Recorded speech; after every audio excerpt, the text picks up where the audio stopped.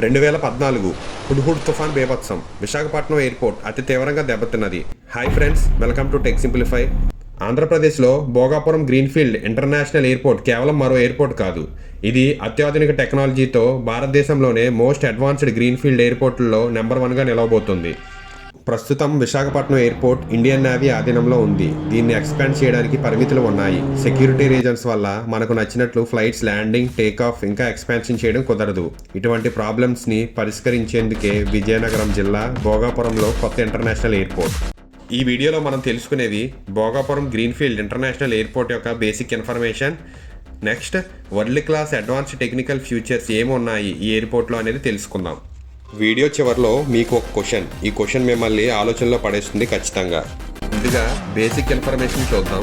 Bhogapuram greenfield ఎయిర్పోర్ట్ని Alluri Sitaramaraju international airport అని అంటారు. ఈ భోగాపురం గ్రీన్ఫీల్డ్ ఎయిర్పోర్ట్ అని ఎందుకు పిలుస్తారు అంటే, ఈ ఎయిర్పోర్ట్ని పూర్తిగా కొత్త ప్రదేశంలో నిర్మిస్తున్నారు. అంటే ఖాళీ స్థలంలో కొత్తగా నిర్మించే ప్రాజెక్ట్ని గ్రీన్ఫీల్డ్ ప్రాజెక్ట్ అని అంటారు.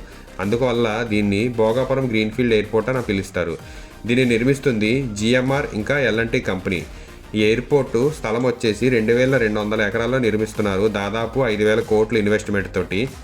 ఇది ఎన్హెచ్ నుండి 5 కిలోమీటర్ల దూరంలో ఉంది మరియు సముద్రానికి 2 కిలోమీటర్ల దూరంలో ఉంది. ఇప్పుడు టెక్నికల్ ఫీచర్స్లోకి వెళ్ళినట్టయితే, మొదటిది ఎయిర్పోర్ట్కి హార్ట్ లాంటిది రన్వే. భోగాపురంలోని 3.8 కిలోమీటర్ పొడవైన ఆస్ఫాల్ట్ రన్వే నిర్మించారు.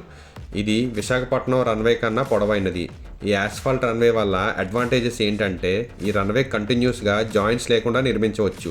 దీనివల్ల జర్క్స్ అంటే కుదుపులు ఉండవు ల్యాండింగ్ ఆర్ టేకాఫ్ టైంలో. అదే మీరు నార్మల్ కాంక్రీట్ రన్వే చూసినట్లయితే కంపల్సరీగా ఎక్స్పాన్షన్ జాయింట్స్ ఉంటాయి ఇక్కడ చూపించిన విధంగా. దీనివల్ల జర్క్స్ లేదా కుదుపులు అనేది కంపల్సరీగా ఉంటాయి. ఏరోప్లేన్ పార్ట్స్ అన్ని వేర్ అండ్ టేర్ అవుతాయి. ఇంకా మోర్ మెయింటెనెన్స్ దీనివల్ల.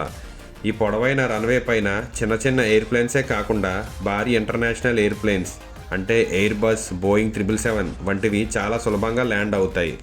నెక్స్ట్ పాయింట్, మీరు తరచుగా విని ఉంటారు, భారీ వర్షాలు పడినా లేదా వింటర్లో దట్టమైన పొగమంచు రన్వేని కమ్మేసిన విమానాలను దారి మళ్లించాం వేరే సిటీలో ల్యాండింగ్కి అని. కానీ ఇక్కడ భోగాపురంలో ఆ టెన్షన్ లేదు. నార్మల్గా చాలా ఎయిర్పోర్ట్స్లో పైలట్ రన్వేని చూస్తూ ల్యాండింగ్ అనేది చేస్తారు. కానీ ఇక్కడ ఐఎల్ఎస్ కేటగిరీ 1 అంటే ఇన్స్ట్రుమెంటల్ ల్యాండింగ్ సిస్టమ్ కేటగిరీ 1 అనే పరికరాన్ని రన్వేకి బోత్ సైడ్స్ పెడతారు. ఇవి ప్రొడ్యూస్ చేసే రేడియో వేవ్స్ ఆధారంగా ఏరోప్లేన్ని రన్వే సెంటర్లోకి తీసుకువచ్చి చాలా సేఫ్గా ల్యాండింగ్ అనేది చేయవచ్చు, వాతావరణం అనుకూలించకపోయినా సరే. ల్యాండింగు, రన్వే ఒకటే కాదు బాస్, ఇక్కడ ఎయిర్పోర్ట్ బిల్డింగ్ కూడా ఒక అద్భుతమే. ఇక్కడ మాడ్యులర్ ఆర్కిటెక్చర్ అనే టెక్నాలజీ వాడారు. ఈ టెక్నాలజీ ద్వారా ఏమిటంటే, భారీ బిల్డింగ్ వెరీ హై ఇన్వెస్ట్మెంట్తో ఒకేసారి నిర్మించకుండా అవసరానికి తగ్గట్లుగా ముక్కలుగా విస్తరించుకుంటూ వెళ్ళేలా ప్లాన్ చేయడం. ఎటువంటి డిస్మాంట్లింగ్ అనే పదం లేకుండా. ఎందువల్లంటే ప్రజెంట్ ఈ బిల్డింగ్ సంవత్సరానికి 60 లక్షల ప్యాసింజర్ని హ్యాండిల్ చేయగలదు. ఫ్యూచర్లో దీని కెపాసిటీ 1,80,00,000కు పెంచుతారు. ఇంకా గూడ్స్ అండ్ కార్గో హ్యాండ్లింగ్ కూడా ఉంటుంది. అప్పుడు కోసమని ఇప్పుడు హై ఇన్వెస్ట్మెంట్తో బిల్డింగ్ కట్టలేరు కదా, అలా అని చిన్న బిల్డింగ్ కట్టి మరలా పడగొట్టి ఫ్యూచర్లో పెద్దది కట్టలేరు కదా. అందుకోసమే ఈ మాడ్యులర్ ఆర్కిటెక్చర్ టెక్నాలజీ వాడారు. అంటే ఇప్పుడు ఉన్న ప్యాసింజర్ ట్రాఫిక్కి అనుగుణంగా బిల్డింగ్ కట్టి ఫ్యూచర్లో విస్తరించడం, సైడ్ బై సైడ్ బ్లాక్స్ కట్టుకుంటూ ఏ ఒక్క గోడని పడగొట్టకుండా. దీన్ని మాడ్యులర్ ఆర్కిటెక్చర్ అంటారు. నెక్స్ట్ పాయింట్, ఉత్తరాంధ్ర అనగానే అందరికీ ఫస్ట్ గుర్తుకు వచ్చేది అందమైన వైజాగ్ బీచ్. దాని వెంటనే గుర్తుకు వచ్చేది భయంకరమైన తుఫాన్లు. భోగాపురం ఎయిర్పోర్ట్ సముద్రంకు కేవలం 2 కిలోమీటర్ల దూరంలో ఉంది. తుఫాన్లు వచ్చినప్పుడు ఎయిర్పోర్ట్ రూఫ్ ఎగిరిపోకుండా ఇక్కడ ప్రత్యేకమైన ఏరోడైనమిక్ కర్వ్డ్ రూఫ్ డిజైన్ ఇంకా హైగ్రేడ్ స్టీల్ జాయింట్స్ని వాడారు.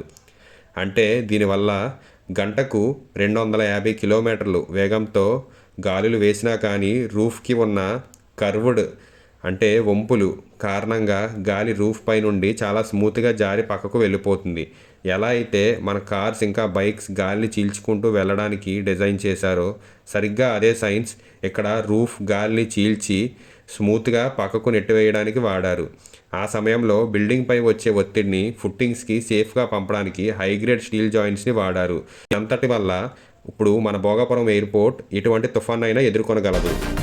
నెక్స్ట్ పాయింట్, ఎయిర్పోర్ట్ అంటే కేవలం రన్వే, టెర్మినల్ బిల్డింగే కాదు, రోజుకు లక్షలాది లీటర్ల నీరు అవసరమయ్యే ఒక మినీ సిటీ. మరి భోగాపురం లాంటి మెగా ఎయిర్పోర్ట్కి నీళ్లు ఎక్కడి నుండి వస్తాయి? చుట్టుపక్కల ఊర్లు గ్రౌండ్ వాటర్ మొత్తం లాగేస్తే ఆ ఊర్ల పరిస్థితి ఏంటి?